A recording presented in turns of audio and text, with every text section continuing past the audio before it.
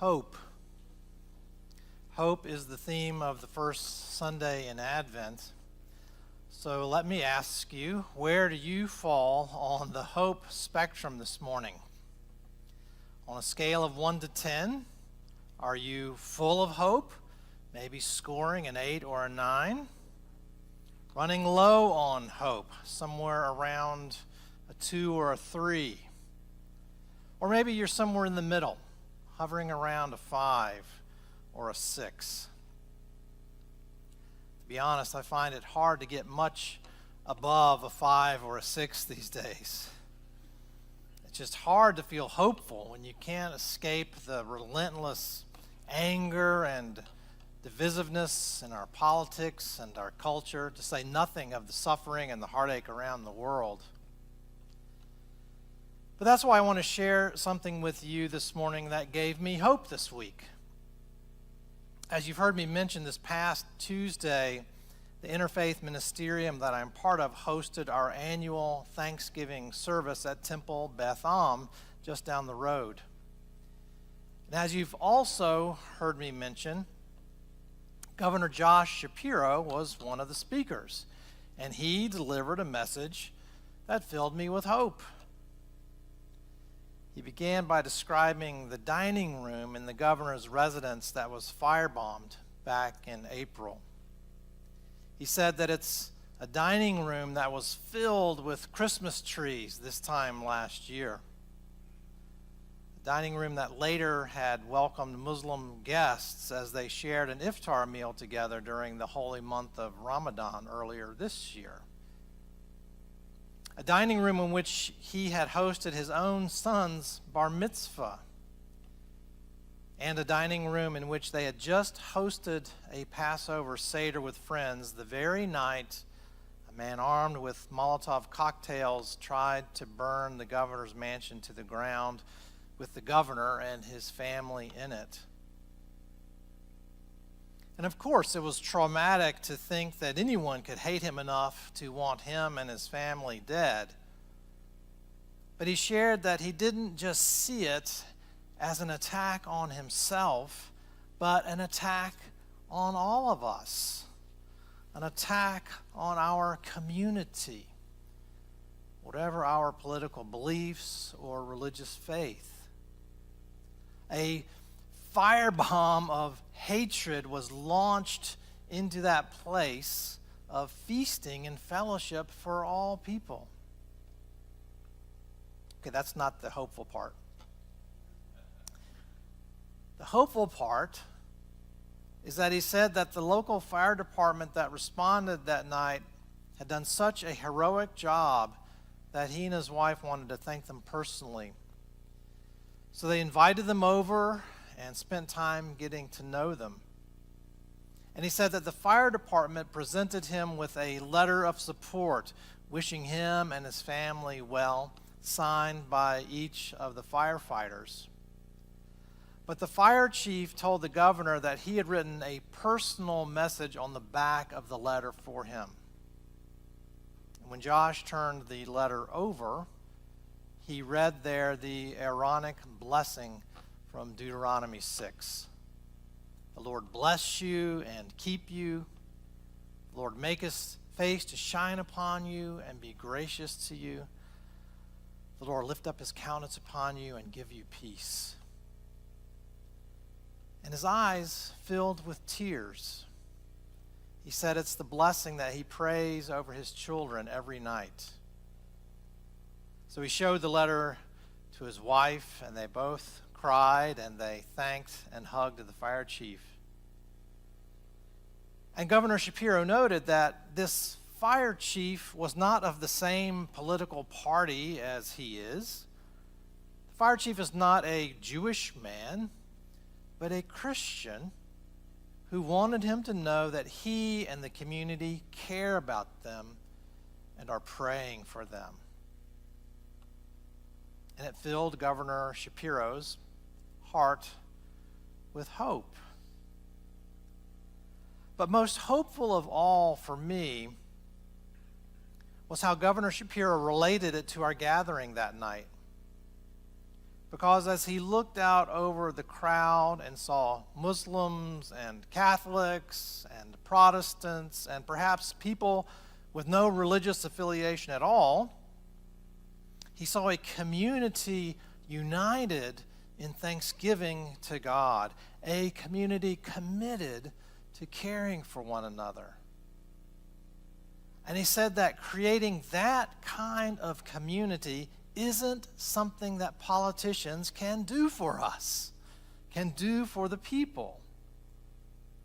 It's work that we all have to do together. And as he participated in our service, he could feel that it's possible. That in all of our diversity, we can come together in the name of loving God and loving our neighbors. And that gave me hope. But the governor's story isn't just a feel-good moment. It reminds us of something crucial about hope. Hope is not passive optimism or just wishful thinking about the future. Hope is really a verb. Hope is active participation in God's promises. Look back with me, if you will, at our lesson from Isaiah. Isaiah is painting a beautiful picture of the communities of the world being drawn together to worship God. He imagines the Temple Mount as a literal mountain raised above all the mountains of the world, drawing people to it like a great divine beacon. People from everywhere stream to the temple of God, eager to learn his ways and to walk in them. And the result is peace among the nations. People everywhere understand the wisdom of the Lord, and they walk in his light and his love. And so there's no longer any need for war. And we hear that famous line, "They shall beat their swords into plowshares and their spears into pruning hooks. Nation shall not lift up sword against nation, neither shall they learn war anymore." It's the message echoing in the background of Governor Shapiro's message. That was the message that was giving us all hope that evening. God will bring peace to the earth. Our communities will know peace as his people lift him up in worship and make him known. That's not faith as passive optimism, but faith as hope in action. We don't know exactly when God's people would have first heard Isaiah's message, but it's quite likely that they would have meditated on it after the Babylonians had razed the temple to the ground, when their own place of community and worship had been firebombed. So can you imagine the hopelessness they must have felt? This symbol of God's presence and power utterly destroyed by the sword.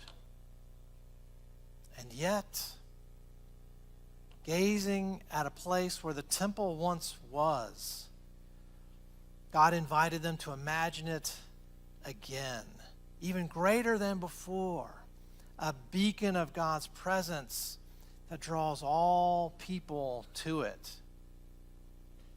He didn't tell them to imagine assembling an army and taking revenge. He told them to get busy rebuilding the temple. Hope meant living into and participating in God's promise. God wasn't telling them to be optimistic.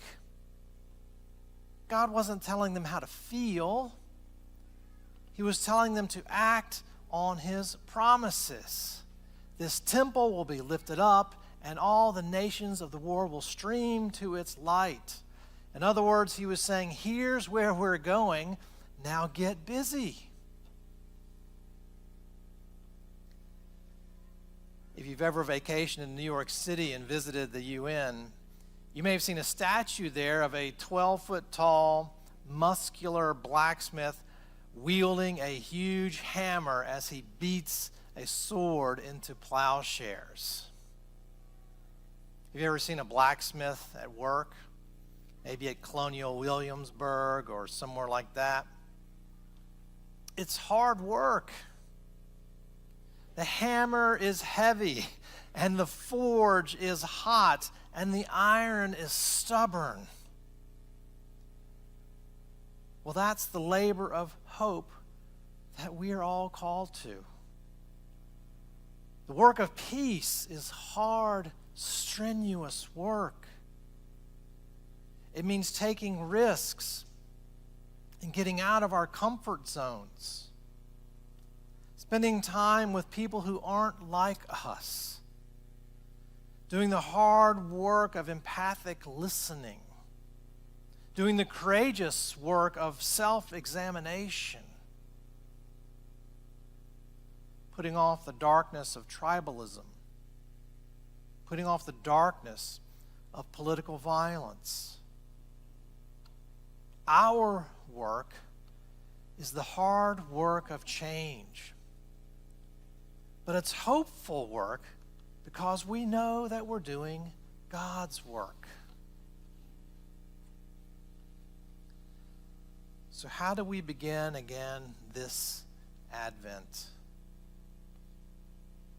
Really, just as we did last Sunday, we begin by gazing at Jesus on the cross. Jesus said, "When I am lifted up from the earth, I will draw all people to myself." Throughout the Gospels, Jesus identifies himself as the temple of the Lord, lifted up to draw all humanity to God. The cross is the place where God's great power is revealed.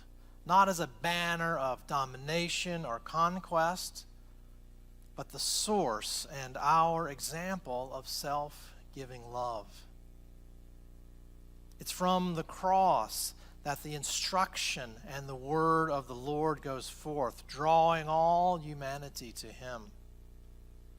The cross is where Jesus breaks down the walls of division and calls all of us, all people, to turn from self-interest and tribalism and to love our neighbors as ourselves. In his body, he took the division, the hatred, the quarreling, and the jealousy that Paul warns us against and put them to death. The work of peace is hard. But because Jesus has already been lifted up, because his love has already laid the foundation for the promised peace, we must live cross-shaped lives in hope for all the world to see. The resurrection proves that our labor is not pointless. It is hopeful. It is the work of a community that knows that the night is far gone and the day is near.